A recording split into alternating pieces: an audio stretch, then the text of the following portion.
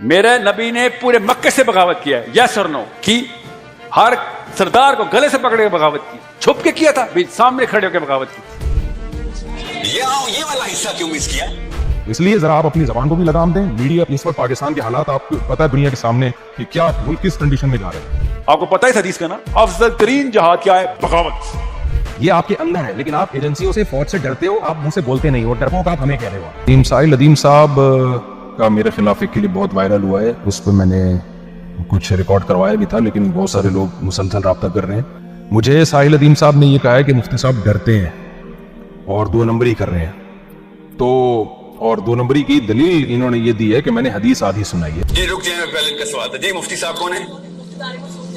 بخاری کی حدیث سنائی تھی کہ اگر حاکم جو ہے وہ کشمش جیسے سر والا بھی ہو، لیکن اگر وہ کسی طریقے سے حکمران بن گیا تو پھر اس کی بغاوت نہیں کر سکتے حدیث۔ جی پوری حدیث کیوں نہیں سنائی انہوں نے؟ پوری حدیث سنائے، اس سے کہے مجھ صاحب میرے گھر کتاب پڑھی ہوئی ہے، آگے لکھا ہوا ہے اگر وہ تمہیں اللہ اور اس کے رسول کے راستے پہ لے کے جا رہا ہو۔ یہ والا حصہ کیوں مس کیا؟ یہ پہلی دفعہ گیم نہیں ہوئی ہمارے ساتھ، یہ ایوب خان سے گیم چل رہی ہے ہماری۔ اپنے نا ورژن نکال دیتے ہیں، وہ والے حصے نکالتے ہیں، بعد آیتیں چھپانے والی قوم ہے، بعد آیتیں دکھانے والی قوم۔ یہ بخاری کی حدیث ہے وہ۔ جناب ساحل ندیم صاحب، بخاری کے الفاظ اسی طرح ہی ہیں جو میں نے آپ کے سامنے پیش کیا، آپ دوبارہ بخاری کی تحقیق کر لیں تو بخاری میں الفاظ ہیں اسمعوا واطیعوا ولا یستعمل علیکم رجل حبشی، کہ تم پر حبشی غلام بھی مسلط کر دیے جائے نا تو تم نے اطاعت کرنی ہے۔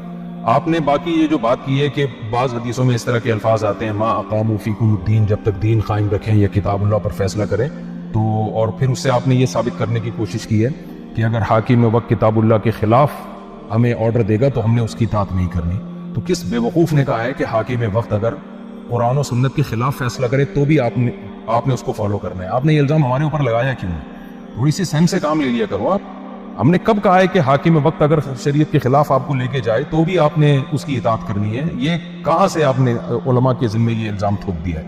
عدالتی خلا کے خلاف آپ نے کیا ہمارے کلپ دیکھے نہیں ہیں؟ پاکستان میں جس طرح سے کورٹ خواتین کو خلا کی ڈگریاں پکڑا رہی ہے، تو ہم نے اس کے خلاف آواز نہیں اٹھائی کیا؟ اگر ہم کہتے کہ حکومت غلط فیصلہ بھی کرے تو بھی آپ نے اس کو ماننا ہے، تو ہم خلا کے خلاف کیوں آواز اٹھاتے ہیں؟ ہم عدالتی خلے لے کے شادیاں جو ہو رہی ہیں آج کل، مرد کے بچے بھی گئے، بیوی بھی مارکیٹ سے شارٹ، بیگم صاحبہ کو کوئی اور پسند تھا، خلا لیا، چلو جی وہاں مفتی اور حضرات چیختے رہ جائیں اس خلا کی کوئی حیثیت نہیں ہے، تو یہ کون ہوتے ہیں؟ میں نے ابھی ایک بیان تھا میرا خلا پر نا، اس پہ نیچے لوگوں کے بہت سارے نیگیٹو کمنٹس، بار بار کہہ رہے ہیں خلا کا حق تو اللہ نے عورت کو دیا ہے، یہ مولوی دیکھو کیا، یہ مولوی غلط گائیڈ کر رہا ہے۔ اگر ہم یہ کہتے ہیں کہ جناب جو بھی حکومت فیصلہ کرے گی وہ شریعت کے خلاف، اس کو سب نے ماننا ہے، تو یہ علماء اتنے BCO مسائل میں احتجاج کیوں کرتے ہیں؟ اسمبلیوں میں اس کے خلاف آوازیں کیوں اٹھتی ہیں؟ تو آپ بتانا کیا چاہ رہے ہیں آپ اس سے؟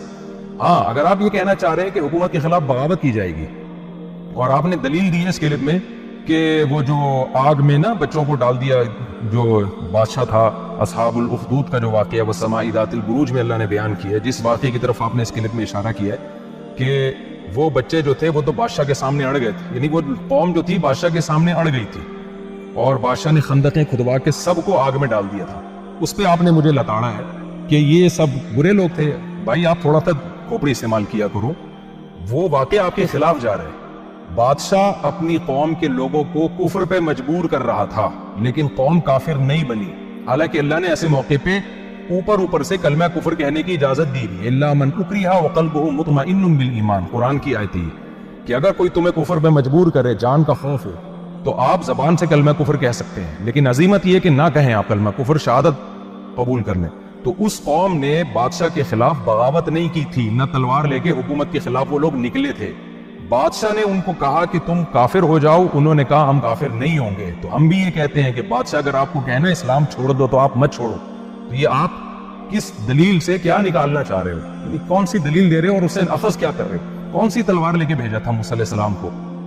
کہا تھا قولا لہ قولا لینا لعلہ یتذکر او یخشی، کہ آپ فرعون کو جا کے محبت سے سمجھائیں۔ پھر وہ محبت سے نہیں آیا تو موسیٰ علیہ السلام نے اس کے خلاف بددعائیں کی ہیں۔ ہم کہتے ہیں سب جائز ہے، حکومت وقت کے خلاف آپ نے اس کو نصیحت بھی کرنی ہے، احتجاج بھی کرنا ہے، لیکن اگر آپ کے اندر لڑنے کی طاقت نہیں ہے تو موسیٰ علیہ السلام کی سیرت ہمیں بتاتی ہے کہ نہیں لڑو۔ نوح علیہ السلام نے 40 950 سال دعوت دی ہے لیکن لڑائی کی طاقت نہیں تھی, لڑے نہیں ہیں, اللہ ہی نے عذاب دیا ہے. جب آپ میں لڑنے کی طاقت ہو تو آپ ضرور لڑیں, اور جب آپ لڑنے کی طاقت آپ میں نہیں ہے تو بند کمرے میں بیٹھ کے لوگوں کو اسٹیٹ کے خلاف بغاوت میں مت اکسائیں. جو نوجوان آپ کو فالو کریں گے نا, ایجنسیاں اٹھا کے ان کی چمڑی ادھیڑ دیں گی اور آپ بیٹھے ہوئے تماشا دیکھ رہے ہوگے. تو مت اسٹیٹ کے خلاف آپ لوگوں کو لے کے جائیں. پاکستان ایک اسلامک اسٹیٹ ہے, اس میں جو بھی پازیٹیو وے میں آپ کام کر سکتے ہیں وہ آپ کریں, احتجاج بھی کریں, آپ جو بھی پازیٹیو وے میں کام ہو سکتا ہے آپ کریں, جو بھی ملک میں غیر اسلامی قوانین بنے ہیں. لیکن یہ قرآن و سنت کے نام پہ نا آپ لوگوں کو غلط طرف نہ لے کے جائیں. ہر تھوڑے دن کے بعد جو ہے نا اس طرح کا کوئی آپ کا جو ہے وہ آیا ہوا ہوتا ہے اور آپ کھل کے بولتے نہیں ہو. آپ کے اندر جو چھپا ہوا ہے نا وہ یہ ہے کہ آپ پاکستان میں تلوار کی طاقت کے ذریعے آپ حکومت کو گرانے کو, آپ لوگوں کو, اس نوجوانوں کو اس پہ لے کر آ رہے ہو. اور میں باغی کہہ رہا ہوں اپنے سے اوپر کرنے کے لیے کہ سب سے کم تر درجہ ہوتا ہے کسی کی غلامی کرنا, سب سے بڑا درجہ ہوتا ہے ایک ظالم حکمران کے خلاف کلمہ حق بلند کرنا. آپ کو پتہ ہے اس حدیث کا نا, افضل ترین جہاد کیا ہے؟ بغاوت. کیا ہے افضل ترین جہاد؟ ظالم حکمران کے اوپر کلمہ حق بلند کر دینا. اس کو نہیں بغاوت کہتے, اور کس کو بغاوت کہتے ہیں آپ؟ افضل ترین جہاد بغاوت ہے. آپ نے اس کو والی حدیث اور آیت کے ساتھ کہ چرواہا میں نے بولا, نعوذ باللہ, وہ پتہ کس نے چرواہا کہہ رہے تھے؟ سمجھنے کی کوشش کریں, یہ پلاسٹک کی باتیں اسلام میں نہ ڈالیں. میرے نبی نے پورے مکے سے بغاوت کیا ہے, یس اور نو کی. ہر سردار کو گلے سے پکڑے کے بغاوت کی, چھپ کے کیا تھا, سامنے کھڑے ہو کے بغاوت کی تھی. عمر بن خطاب نے کعبے میں کھڑے ہو کے کہا اللہ اکبر, اب کوئی روک کے دکھائے مجھے. یہ بغاوت نہیں ہے اور کیا ہے؟ جب جاوید آشمی بولتا ہے میں باغی ہوں, سب لوگ نعرے مار رہے ہوتے ہیں. وہاں پہ کیوں نہیں کہتے ہو یہ کتنا نچلا لفظ کیوں استعمال کر رہے ہو؟ اور سب کو پتا ہے ظالم کے خلاف بغاوت کرنا افضل ترین جہاد ہے. یہ آپ کے اندر ہے, لیکن آپ ایجنسیوں سے, فوج سے ڈرتے ہو, آپ منہ سے بولتے نہیں ہو, ڈرپوک آپ ہمیں کہہ رہے ہو. اس لیے ذرا آپ اپنی زبان کو بھی لگام دیں. میڈیا اس وقت پاکستان کے حالات آپ کو پتہ ہے دنیا کے سامنے کہ کیا ملک کس کنڈیشن میں جا رہا ہے. آپ ضرور احتجاج کریں, آپ دھرنے دیں, آپ نکلیں, آپ سب کچھ کریں, جو بھی پازیٹیو کام کریں گے ہم آپ کا ساتھ دیں گے. لیکن آپ جو لوگوں کو جس طریقے سے بغاوت کے راستے پہ لے کے جا رہے ہو نا, اور کبھی آپ وہ سورہ بروج کا واقعہ لوگوں کو سنا رہے ہو, کبھی موسیٰ علیہ السلام کا سنا رہے ہو کہ فرعون کے مقابلے میں آ گئے تھے, کہ تلوار لے کر آئے تھے فرعون کے مقابلے میں. وہ زبانی دعوت دی تھی, تو آپ بھی دعوت دو نا زبانی. آپ کے پاس میڈیا ہے, آپ بولو کسی کے خلاف, آپ حاکم وقت کے خلاف بولو, صحیح بات بولو گے ہم آپ کا ساتھ دیں گے. تو آپ بولتے نہیں ہو, آپ کے اندر کچھ اور ہے. تو اس لیے شریعت میں ہمیں جو آرڈر دیا گیا ہے وہ یہی دیا گیا ہے کہ آپ حاکم وقت کی ناجائز چیزوں پہ آپ زبان سے احتجاج کریں گے. نبی صلی اللہ علیہ وسلم نے فرمایا کلمۃ حق عند سلطان الجائر. نبی صلی اللہ علیہ وسلم نے فرمایا کہ سب سے بہترین جہاد کیا ہے کہ بادشاہ جو ظالم ہو اس کے سامنے حق بات کہنا. اس حق بات کہنے سے کوئی منع نہیں کرتا. ہم بغاوت کی بات کر رہے ہیں, بغاوت کے شرعی اصول ہیں, مسلح بغاوت کی بات کر رہے ہیں, وہ جائز نہیں ہے جب تک وہ تمام چیزیں نہ پائی جائیں. میں آپ کے سامنے کچھ حدیثیں پیش کر کے سناتا ہوں. رسول اللہ صلی اللہ علیہ وسلم نے فرمایا, صحیح مسلم کی حدیث ہے, اور باب وجوب الانکار علی الامراء فیما یخالف الشرع, اور حدیث ہے نبی صلی اللہ علیہ وسلم نے فرمایا کہ خیار ائمتکم الذین تحبونہم ویحبونکم ویصلون علیکم وتصلون علیہم وشرار ائمتکم الذین تبغضونہم ویبغضونکم. نبی صلی اللہ علیہ وسلم نے فرمایا, صحیح مسلم کی حدیث, سب سے بہترین ائمہ وہ ہیں جن سے تم محبت کرو وہ تم سے محبت کریں, سب سے بدترین وہ ہیں جن سے تم نفرت کرو اور وہ تم کو نفرت کریں, تم ان کو لعنت بھیجو وہ تم کو لعنت بھیجیں. صحابہ نے عرض کیا یا رسول اللہ افلا ننابذهم بالسیف, کہ ہم ان کے خلاف تلوار نہ اٹھائیں. پھر نبی صلی اللہ علیہ وسلم فرمایا لا ما اقاموا فیکم الصلاۃ, نہیں تلوار نہیں اٹھا سکتے جب تک وہ نماز قائم کر رہے ہیں. یہ کنایا ہے کہ جب تک حکومت اسلامی ہے, آئین جب تک آپ کا اسلامی ہے, نماز یہ کنایا ہے. لیکن بہت سارے وہ ناجائز کام اس کے باوجود بھی کر رہے ہیں. تو آپ صلی اللہ علیہ وسلم نے فرمایا وَإِذَا رَأَيْتُم مِّن وُلَاتِكُمْ شَيْئًا تَكْرَهُونَهُ, جب تم اپنے ائمہ یعنی جو تمہارے امام ہیں, جو تمہارے لیڈر ہیں, ان سے تم کوئی ناجائز چیز دیکھو جس کو تم ناپسند کرتے ہو, فَكْرَهُوا عَمَلَهُ, تو اس عمل کو برا سمجھو, وَلَا تَنزِعُوا يَدًا مِّن طَاعَةٍ, لیکن طاعت سے اپنا ہاتھ نہیں کھینچنا, اطاعت بہرحال اس کی آپ نے کرنی ہے. یہ صحیح مسلم کی حدیث ہے, اور یہ آپ لوگ خود بھی کیمرے میں بھی نوٹ کر لیں اس کو, ٹھیک ہے نا, عربی الفاظ ہیں, عن عبادة بن صامت رضي الله عنه أنه قال دعانا النبي صلى الله عليه وسلم فبايعناه فقال فيما أخذ علينا أم بايعنا على السمع والطاعة في منشطنا ومكرهنا وعسرنا ويسرنا. نبی صلی اللہ علیہ وسلم نے صحابہ سے فرمایا کہ ہاں الا ان تروا کفرا بواحا، فرمایا کہ تم نے امیر کی اطاعت کرنی ہے، چاہے تمہیں پسند ہو، وہ ناپسند ہو، مشکل ہو، آسانی ہو، الا یہ کہ تم اس سے کفر بواح دیکھ لو، یعنی وہ صاف لفظوں میں بولے کہ میں کافر ہوں، ایسی صورت میں تمہیں تلوار اٹھانے کی اجازت ہے. لیکن اس میں بھی ایک اور شرط ہے، وہ دوسری حدیث میں آتی ہے. وہ شرط کیا ہے کہ استطاعت بھی ہو آپ میں، خالی باتیں نہ ہو. وہ حدیث کون سی ہے؟ وہ بھی بخاری کی حدیث ہے، من رأى منکم منکرا فلیغیرہ بیدہ فإن لم یستطع فبلسانہ. اگر استطاعت نہیں ہے تو زبان سے، زبان کی بھی استطاعت نہیں ہے تو پھر دل سے برا سمجھے. یہ استطاعت کے 3 درجات پیغمبر کے بتائے ہوئے ہیں، یہ علماء کے بتائے ہوئے نہیں ہے. ساحل ندیم صاحب، آپ لوگوں کو بغاوت پہ مت اکساؤ لوگوں کو اسٹیٹ کے خلاف جو ہے. تو پاکستان اگر اس وقت ٹوٹ گیا نا تو یہ اسلامی حکومت نہیں بنے گی، یہ غیر ملکی طاقتوں کے ہاتھ میں چلا جائے گا یہ. اور پھر یہ ساری باتیں آپ پاکستان میں بیٹھ کے کرتے ہو، کبھی امریکہ اور کینیڈا میں آ کے بھی کرو.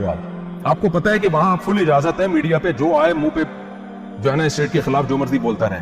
آپ ان ملکوں میں آئے ہو، پہلے سنا ہے آپ امریکہ میں رہا کرتے تھے، وہاں بھی آپ ذرا اس طرح کی کلپ ریکارڈ کروانا نا.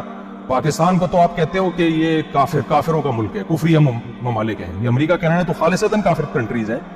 تو یہاں کیوں نہیں آپ اس طرح کی باتیں کرتے؟ وجہ کیا ہے کہ یہاں ایک اسٹرانگ حکومت ہے. آپ کو پتا ہے کہ جہاں آپ نے بولا اور آپ مارکیٹ سے ہوئے شارٹ. یہ پاکستان ہی ملا ہوا ہے آپ لوگوں کو، میڈیا پہ آ کے جو کچھ اسٹیٹ کے خلاف آپ نے بولنا وہ آپ لوگ بولتے ہیں.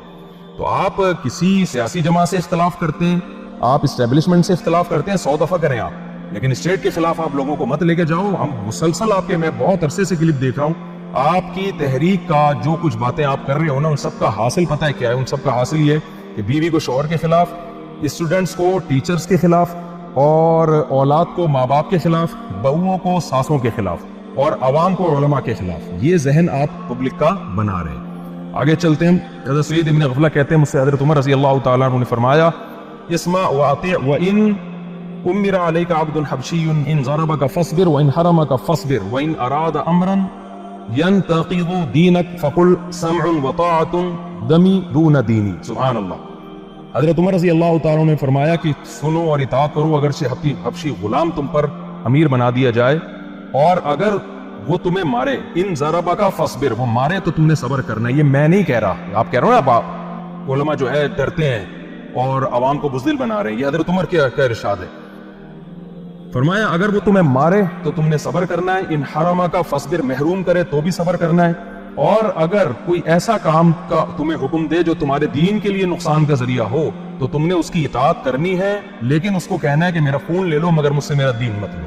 وہی جو اصحاب الاخدود نے کیا تھا نا، کہ دین دے دیا، یہ جان دے دی انہوں نے مگر دین پہ کمپرومائز نہیں کیا. تو مصنف ابن ابی شیبہ کی روایت ہے یہ، اور حدیث نمبر ہے 33700، اور اس کی اسناد صحیح ہے.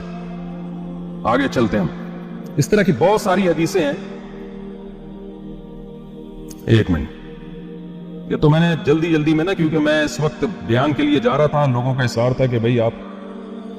حضرت حذیفہ رضی اللہ تعالیٰ عنہ فرماتے ہیں رسول اللہ صلی اللہ علیہ وسلم نے فرمایا یکون بعدی ائمۃ لا یہتدون بہدایا ولا یستنون بسنتی. نبی صلی اللہ علیہ وسلم نے فرمایا کہ میرے بعد ایسے حاکم آئیں گے جو میرے بتائے ہوئے راستے پہ نہیں چلیں گے اور میرے بتائے ہوئے طریقے کو اختیار نہیں کریں گے.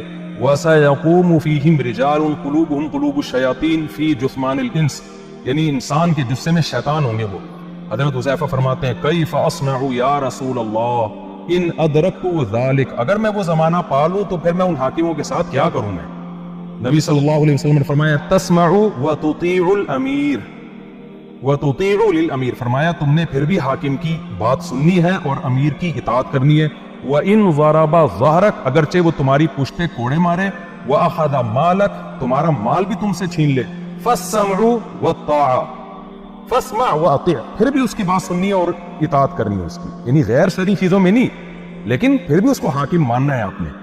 یہ حدیث ہے صحیح ہے مسلم میں، حدیث نمبر 1847. تو یہ ساری باتیں نبی صلی اللہ علیہ وسلم نے پتہ ہے کیوں کی ہیں؟ تاکہ صحیح ساحل ندیم جیسے لوگ مسلمانوں کی اجتماعیت کا بیڑا نہ غرق کریں.